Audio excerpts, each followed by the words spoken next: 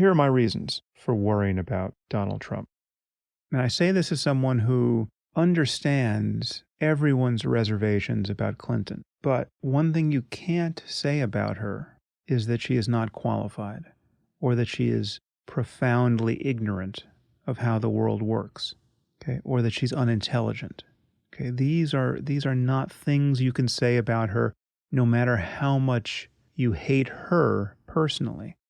President Obama just endorsed her today, and he said, "I don't think there's ever been someone so qualified to hold this office." Now, perhaps that's slightly hyperbolic, right? But it's not a crazy thing to say. Imagine someone saying that of Trump.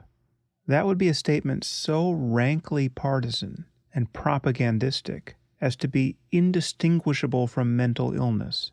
It is a claim that cannot be made with a straight face. That difference matters.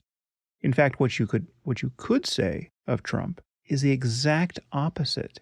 He is perhaps the least qualified candidate we have ever had for that office. I'm not a historian. Perhaps there's somebody I'm not thinking of, but that's not far from true. It is certainly true in our lifetime. What I object to in Trump isn't his bigotry or misogyny or demagoguery even. Now, I think I share many people's opinion that this is partly an act. And now I don't know why I think that. It's just a hunch. I don't know the man, and I don't know anyone who knows him, or at least I'm not aware of knowing anyone who knows him. But I would not be at all surprised to learn that he is far more liberal and psychologically balanced than he appears, and that he doesn't actually have a racist bone in his body, for instance. This strikes me as possible. What does not strike me as possible is that he might actually be a brilliant and extraordinarily knowledgeable person who is qualified to be president of the United States. There is simply too much evidence for the poverty of his thinking. There's too much evidence for the fact that he basically knows nothing about the world, and that he does not care that he knows nothing about it. He's just winging it. He gives the overwhelming impression of being a con man. The journalist Michael Kinsley once said of Al Gore that he was an old person's idea of a young person. That was certainly fitting. I think you could say of Trump that he is a poor person's idea of a rich person. I mean, he's the fat cat in the comic strip. He brags about how much money he has, all the while probably lying about how much money he has. But he'll stand at the podium and say, "I am rich, I am so rich, I am really, really rich." And people applaud. Who is applauding this? And at the core of this, the core of what bothers me about Trump is the vacuousness of his speech. He will literally say the same thing 3 times in a row, and it was meaningless the first time. The problem is the caricatures of him are true. He'll say, "It's going to be amazing. You won't believe how amazing it will be. It will be very, very amazing."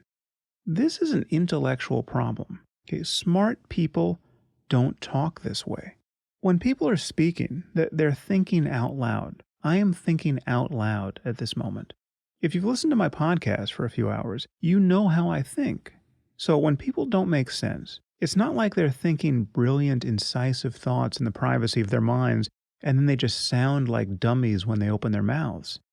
Generally speaking, what you hear is what they've got. Yes, it's true that not every smart person is a great public speaker. And you can find great public speakers who are essentially just reading what some smarter person wrote. But it is significant that Trump never manages to utter a single extemporaneous string of sentences that is deep, insightful, or even interesting. This reveals something about him. And this is a point I made on Rogan's podcast, and I think I'll give you the same analogy here. Imagine you have an urn, and every time you reach into it, you pull out another piece of junk. You've just got broken glass and zip ties and bits of bone, right? Nothing of value. Well, while it might seem unlikely, it's not impossible that something of tremendous value is also in there. You could pull the Hope Diamond out of there if you just keep fishing around long enough. Now, that's possible, because what you pull out in each round doesn't really indicate what else is in there. Minds are not like that. Okay, ideas are connected. The ability to reason well, for instance, is transferable from one domain to another, and so is an inability to reason. A desire not to seem incoherent. This is something that intelligent, well-informed people tend to have. Okay, well, when you hear someone speak at length on topics that are crucial to the most important enterprise they're engaging, and all they've got is bluster and bombast and banality, strewn with factual errors, it is quite irrational to believe that there's a brilliant mind behind all of that, just waiting to get out. Trump is not hiding his light under a bushel. He's all bushel. And bizarrely, I've heard from many people who think that because he is rich, he must be deeply knowledgeable about economics, at the very least. No.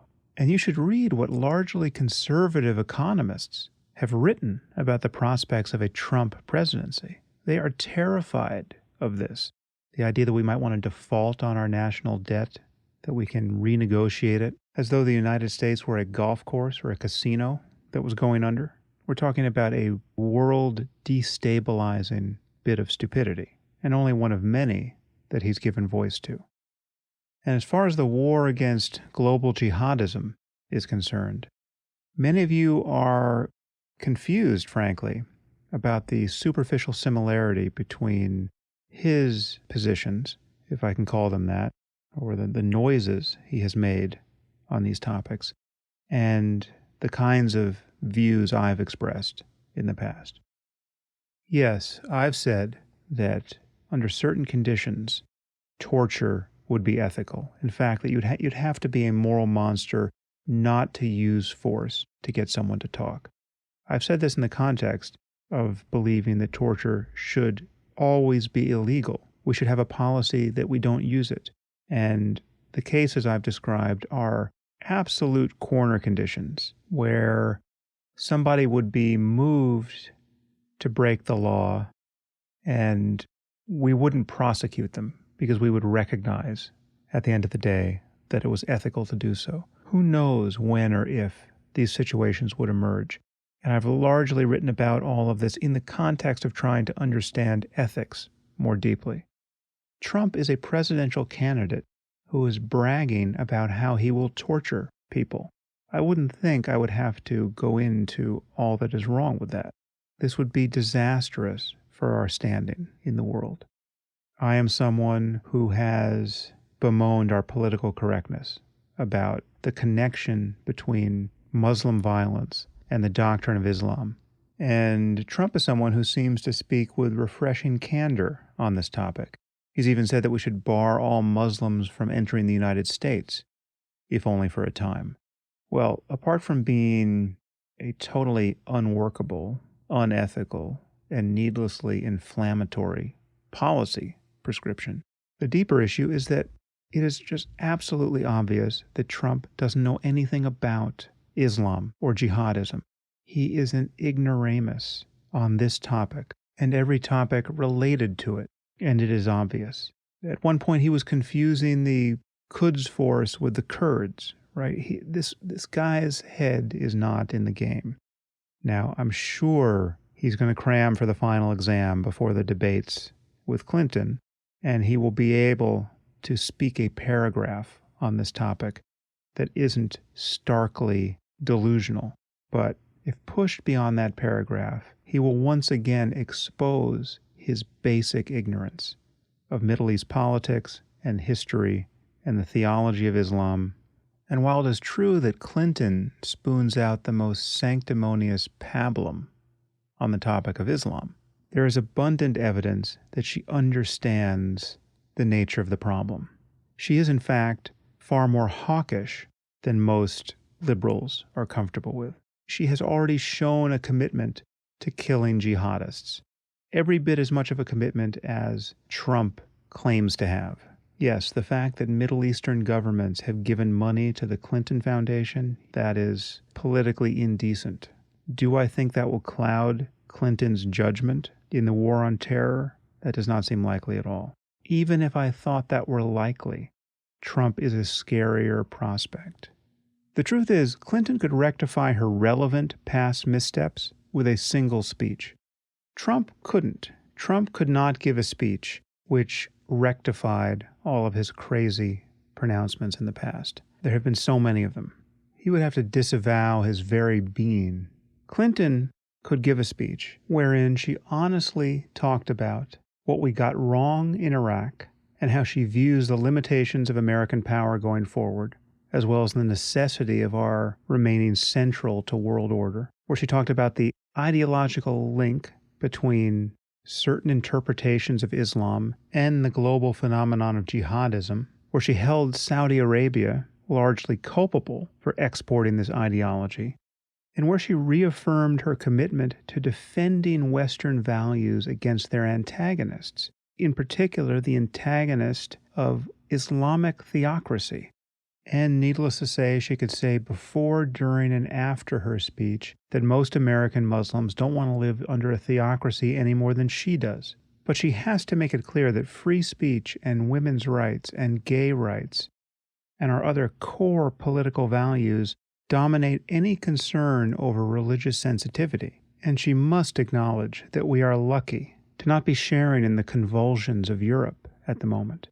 Admit that there is a problem in Belgium and France and Germany where the best intentions of Western liberalism appear to have met their match. Admit that there is a real concern here. Admit that you don't have to be a bigot or a racist or a xenophobe to want to keep Islamists and jihadists out of our society. Admit this, and any apparent moral high ground that Trump holds on this issue evaporates. Now, in response to anything I might say against Trump, his supporters will raise Clinton's email scandal, say. This is a concern of a totally different order than the ones I've voiced against Trump. Trump has ideas that are extraordinarily destructive, and he has a relationship to his own ignorance that is dangerous. He thinks the notion of human-caused climate change is a Chinese hoax meant to destroy our manufacturing base. The prospect of a president believing that is terrifying.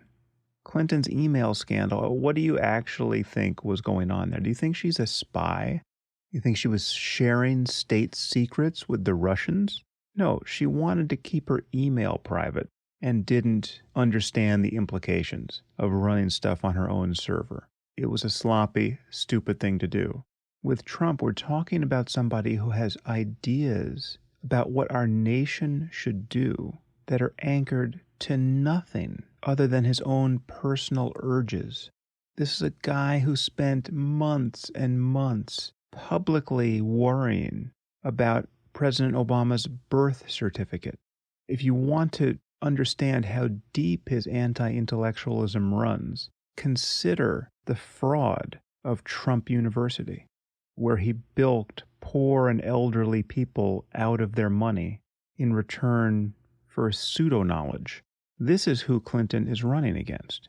We have to get out of the wilderness of false equivalence here. Yes, there's a lot to say about Clinton, and if you're going to bring her husband into it, there's just a wasteland of embarrassment there. But these are not the sorts of things that could push the career of our species into the ditch.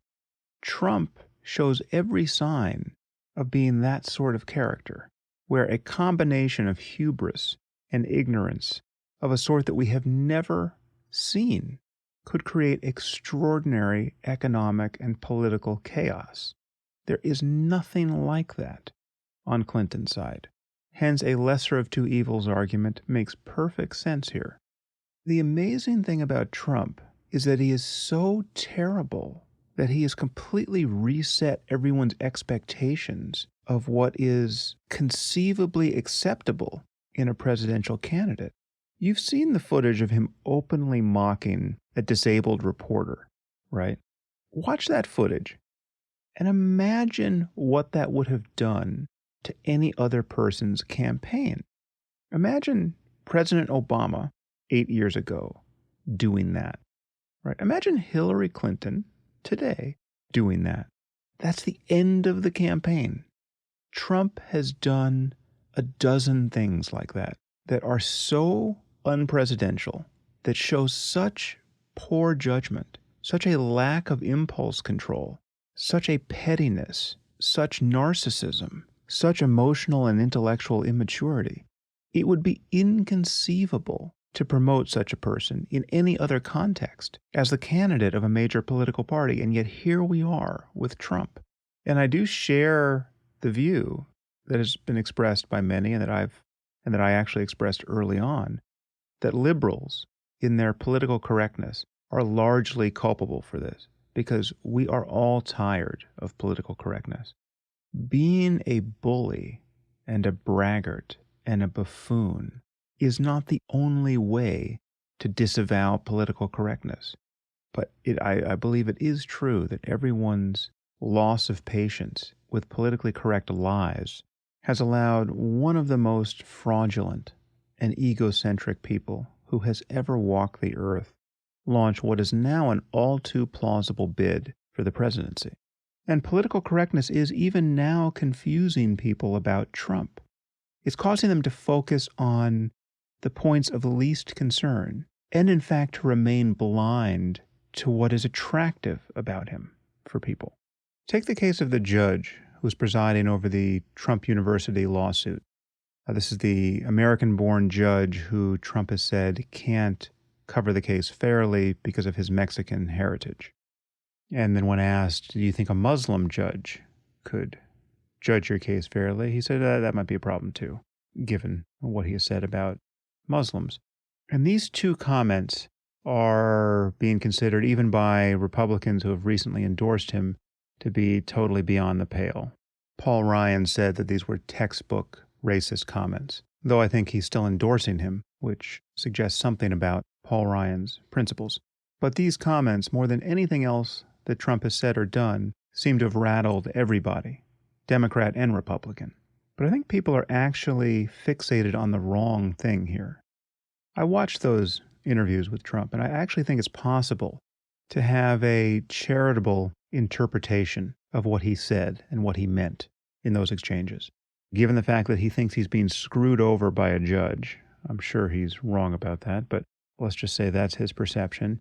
It is possible to interpret what he said in a non-racist way. He's basically talking about bias. He's saying, listen, I want to build a wall between the U.S. and Mexico. This has made many Mexican Americans or people with strong feelings on this topic despise me. And so it is with the Muslim community for what I've said about immigration. So how could I expect to be judged fairly? What guarantee do I have that this judge isn't being ruled by a very understandable bias against me? So he was just speaking true to form without any concern for political correctness. And this is what people love about him. The people who love him love this. He is plain spoken. He's not going to bend an inch to accommodate the social anxieties of preachy social justice hypocrites. And that is his strength among the people who love him. You're not going to beat him by criticizing that. However, what is truly reprehensible here is his total unawareness of the legal and social implications of what he's suggesting should happen, right? Imagine if you could ask a judge who was white or a woman or black or old to recuse him or herself just based on one of these superficial characteristics and the possibility of bias. Our judicial system would grind to a halt. Totally unworkable, insane. Once again, absolute proof that Trump is just winging it. He has no idea what he's talking about. And so it is with everything else that he has suggested he wants to do or might want to do to the press or to other institutions in our society based on his presidential power. But to fixate on his racism here is to miss the actual danger of the guy and also to fail to see that what you're calling racism is the very thing that the people who love him, who are craving honesty, love about him. And it's not that they are racist necessarily either. Yes, I'm sure all the racists in the country also love Trump for obvious reasons. So he's getting those votes too. But the crucial point to absorb here is that people who support him, even at moments like this, can do so without it being an expression of their own racism and without their perceiving racism in him.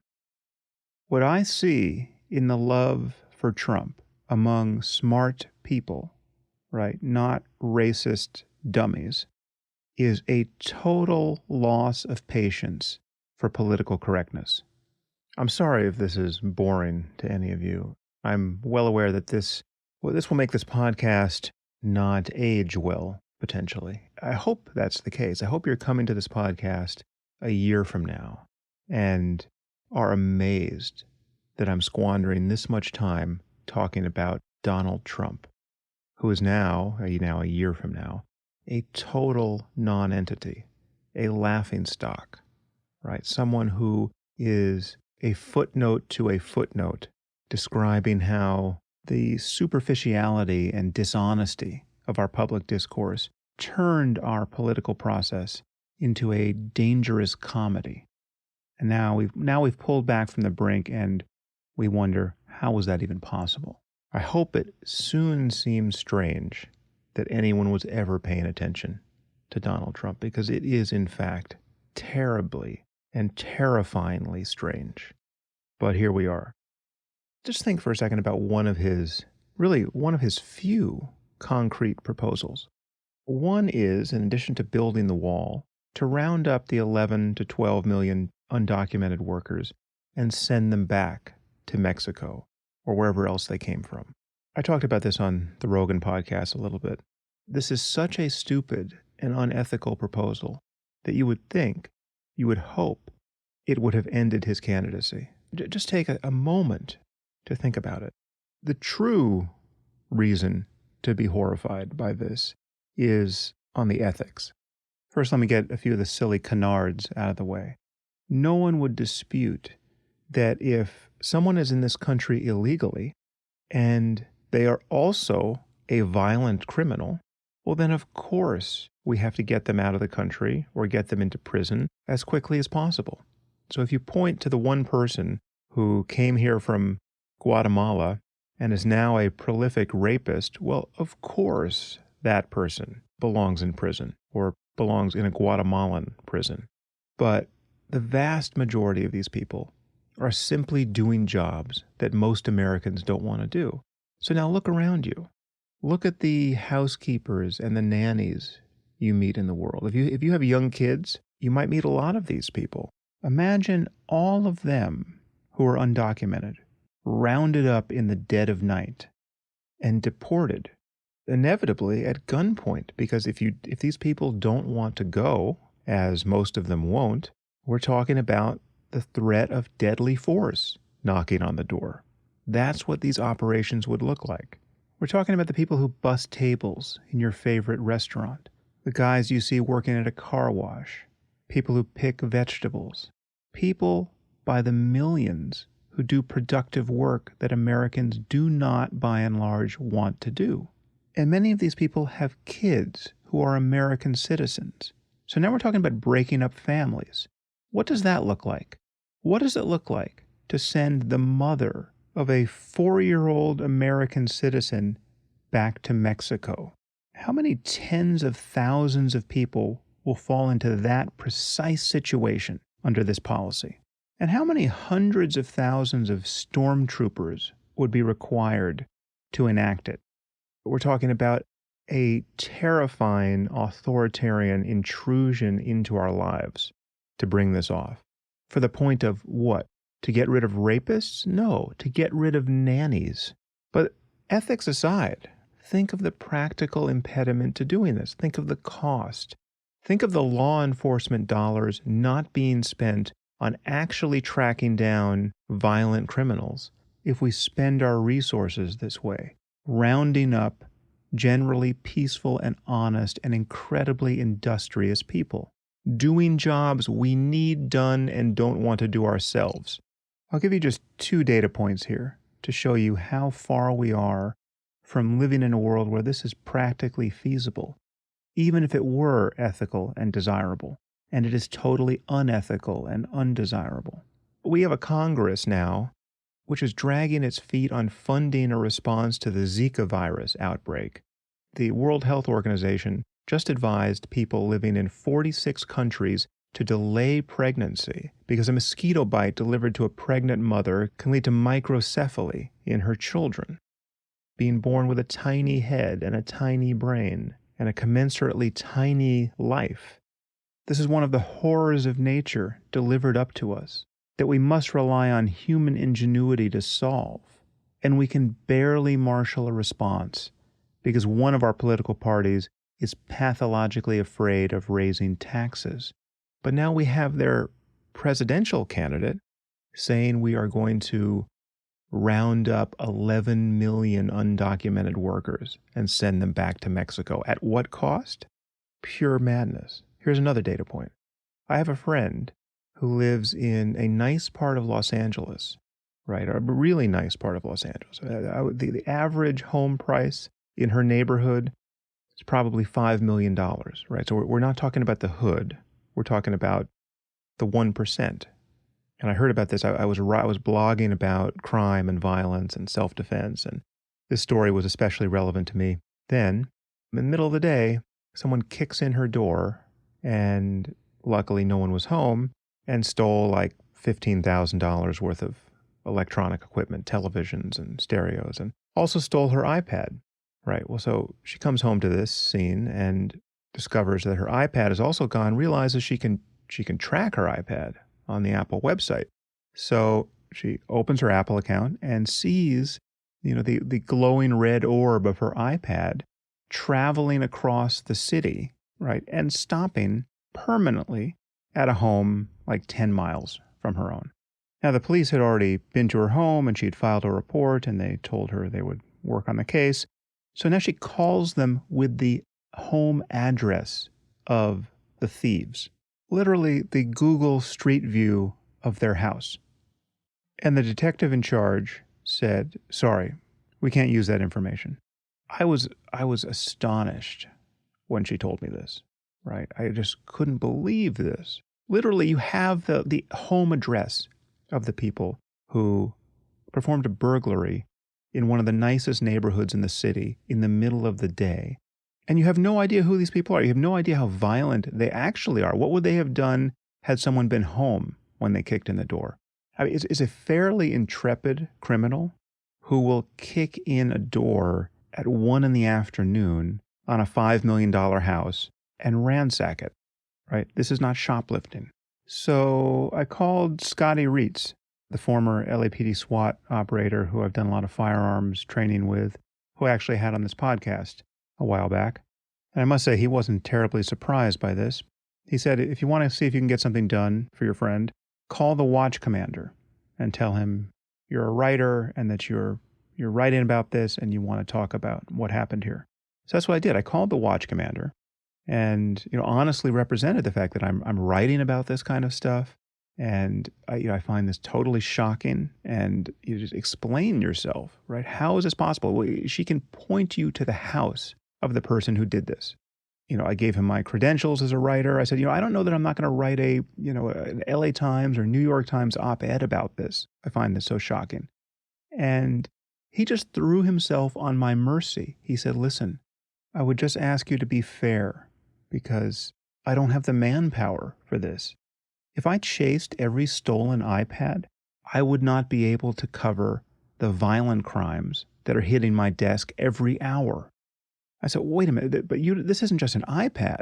We don't know what these people would have done had they found someone in the house. This is a fairly aggressive burglary. And he said, I know, but I can't do it. Now, just map that reality onto Trump's proposal, and you will realize that it is so impractical as to be impossible. And if it were possible, it would be unethical and have disastrous consequences. And the problem with Trump is that virtually everything that he suggests he wants to do is like that. And please don't hear in my remarks on this topic a soft-hearted appeal for open borders. That's not what I'm saying at all. I'm not on Mariam Namazi's side of the argument here. I think we should be able to control our borders. I highly doubt whether a wall is necessary to do that, but by all means, secure the borders. But The concern is with jihadists and Islamists, many of whom could come to this country on valid European passports. That's the concern. The concern isn't your best friend's nanny, who stands a very good chance of being undocumented. I just feel like I'm watching our country play a game of chicken, and there's no one in the other car. It's unnerving.